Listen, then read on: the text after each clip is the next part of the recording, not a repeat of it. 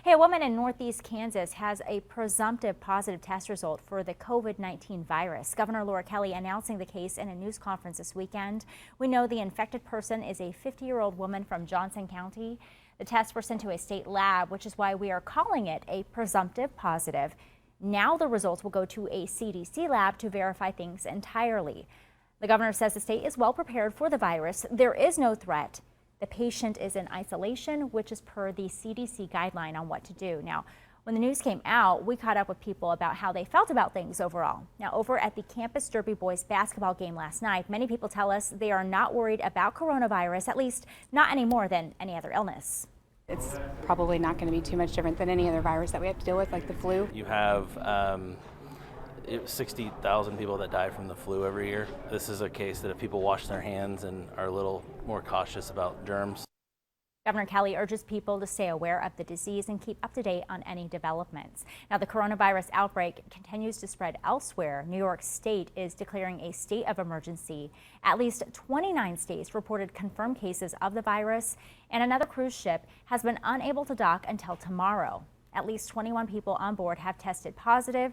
It will arrive in California Monday.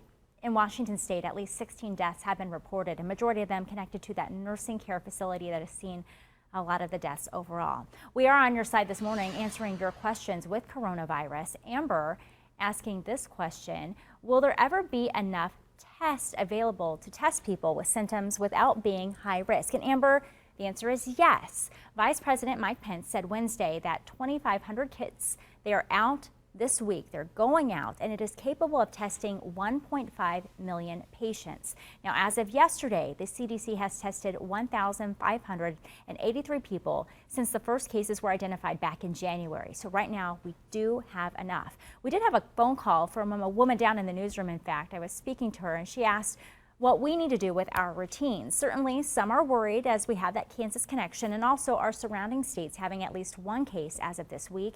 ABC's chief medical correspondent, Dr. Jen Ashton, said it is possible that you will need to change things. We might be changing phases now from trying to contain or stop or prevent this outbreak from coming here to mitigate or slowing its spread. So we talk about things like non-drug interventions, things like school closings, canceling large gatherings, telework or teleschooling if possible. These measures not only protect the individual, but they potentially protect the most vulnerable, which is the elderly and older population. Now, Dr. Ashton also answers common questions, including if we should use medical masks. She said, no. She said they're good for people who are sick, but not needed for others. So she says that sick people should wear them to keep their germs from spreading. Others have asked if the virus can live on a surface, like maybe if you're at work or maybe traveling. It is possible, but the research, she tells us, is not there. She says other coronavirus strains can live anywhere from 2 hours for one type of strain to 9 days on the surface for another. But that is not COVID-19. Important to emphasize. More research does need to be done. You can see her extended interview on ABC News's Start Here podcast. Great podcast to listen to, by the way. It's recorded throughout the week, but they put in a special edition on Saturday morning to answer questions that you may have. But you know what? If you want to hear more of our effort here at home, the state of Kansas is also answering your general questions.